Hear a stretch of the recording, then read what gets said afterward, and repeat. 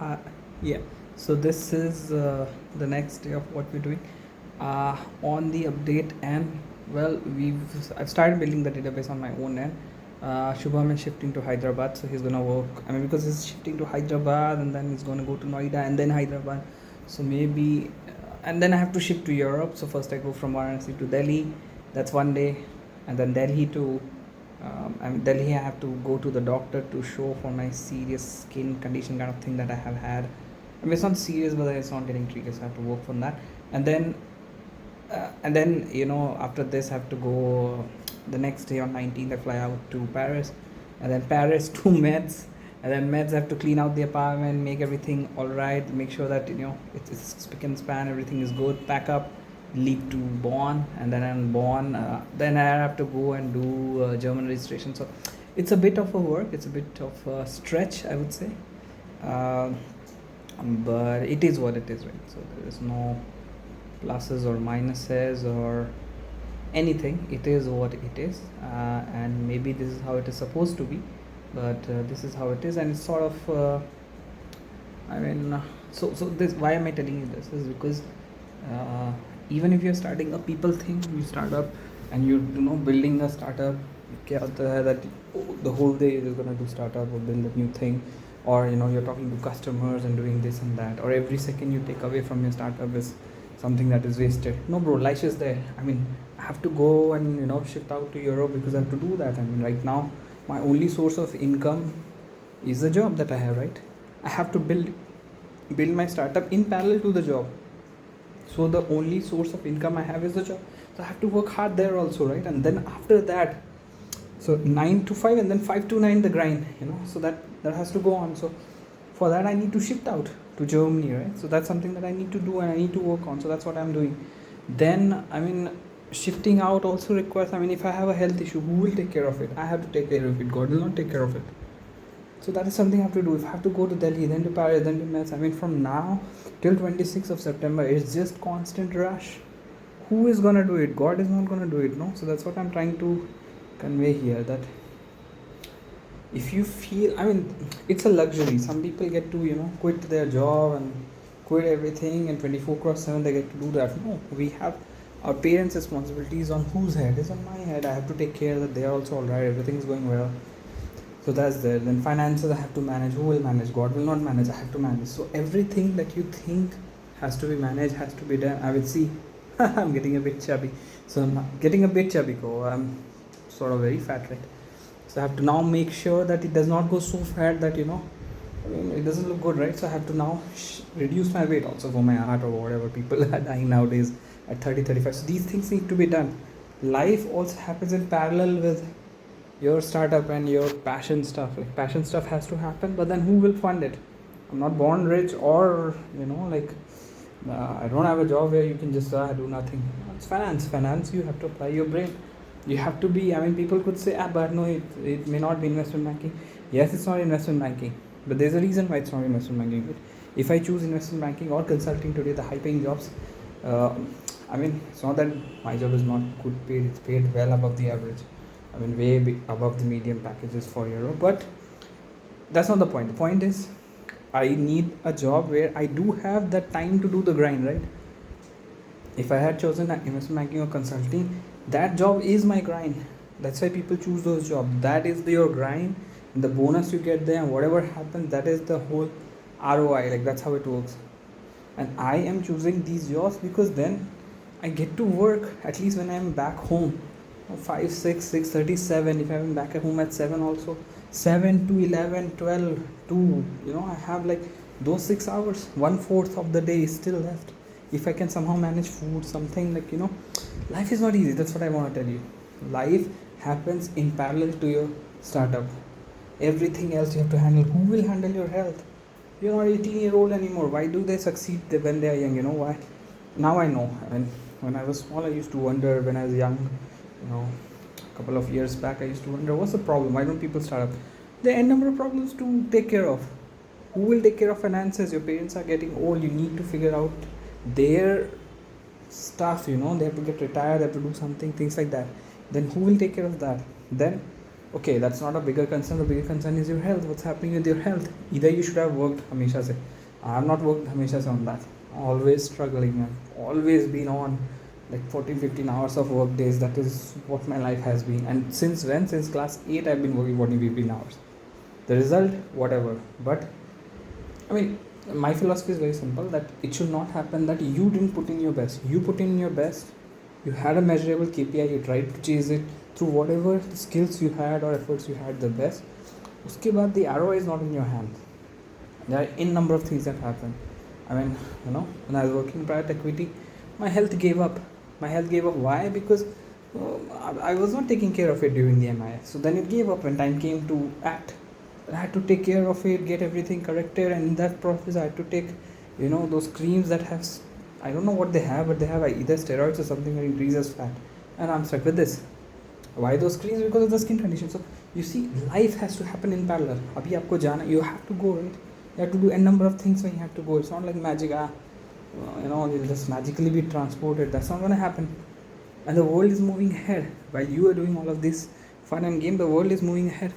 It's not that 24 crores Samay is just you who's struggling. And for us, people who say, Anna, it's so easy when you're an NRI and then you have to start up, you have the money, you're in a great country, work-life balance is there, this, that. No, bro, work-life balance, India and Europe or any other place where you think work-life balance exists, it does not work like that. You have people who can help you out for a lot of things, right? You can pay them, they'll help you out. Or it's just the country you recognize. I recognize how things work in India very well. Tomorrow you ask me what's going to happen in supplier financing. I know how suppliers in India work, how you have to coerce them. If I promise 50,000 INR, 50,000 INR is not what I'm going to get. What I'm going to get is maybe 25,000 INR the first try, and then they're going to wait. And they're going to see, like, the maximum payment I assume will be 90% of the total amount quoted. 100%, great guy, should work with them forever. But what will you give 90%? Because 10% they can always claim, no, not good quality, people are doing it cheap, this, that. And you need to get work done from those buyers or contractors over and over. So you need to have that discount without discounts, an unsaid discount of sort. Even though it's a contract, because you want the relationship, right? It's not a legal thing, we should enforce contract. No, businesses are built on relations. Even AI business or tech business, whatever business, you have to do with people, right? You don't have to do businesses with robots or computer that you're, even if you're trading, you're not doing a business with a computer, you're doing it with a person, with people around the world, right? Yes, it's logical, yes, XYZ things exist, but they're emotional biases, so you get it, right? With startup, there's a life that happens in parallel.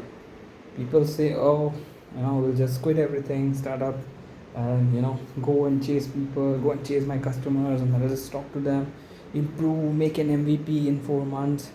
No, bro, that's not how life works. For that, there is incubators, of course, and it's a huge risk you're taking. It's a huge risk you're taking, in the sense that first incubator should take you. Now, incubators want certain things to be built. Who will build that? And incubators are not free, or nothing is free. There's no free lunch, right? So you need to pay some equity to them. So there's an equity dilution there. The value proposition there is this. Okay, you get to build stuff, you get to do things like that. So that's the value proposition. You can quit your job and then do it. That's the value proposition, right? But the value proposition works when does it work? And then, why I went to HEC. So, okay, I'll make a video on this right after this, but I just want to highlight this fact that building startup is not easy. And when you get older, other things also start catching up. When you're young, you have lesser worries in the world. Of course, there's a career, but you can bounce back, and there are n number of things. Bounce back, you can do at 35 also, but the 35 bounce back will feel way more than bounce back that you have to do when you're 25. The world is moving ahead, right? And you constantly benchmark yourselves to the world, to your peers and things like that, even though everybody chooses a different path. So this is all being said to let you know that life happens in parallel. We are humans. When you are building companies, we are not gods.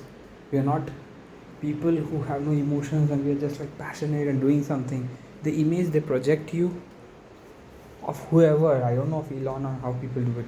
Maybe they're great people such that they feel no emotions. No, that's not how it works. We are human, and we have way more emotions than other people. As entrepreneurs, we are more emotional as compared to the rest of them. Because if we do not have emotion, doing entrepreneurship is a very delusional thing. It's purely delusional in the sense that you are doing something which has a 99.99% chance of failure. The 0.001%, 0.001 percent chance of success you have is mostly resting on this fact that you have to keep pushing forever, and you have to keep pushing at least for 10 years, because you're building something from scratch. Think about it. Tomorrow you have to go and sell a toothbrush, let's say. You have to do it at scale. You have to compete. There are n number of people in the market. There are n number of strategies in the market. There are people who play above the belt. There are a lot of people who play below the belt. So you need to fight them. Then suppliers, this, that. You have to have life in parallel. So this was created just to show you that life happens in parallel to building things, or trying to build an MVP, or trying to do a product. Things like that. Life does not stop for you. And the work-life balance thing that people say, I know in Europe you have work-life balance, you have 9 to 5, 5 to 9.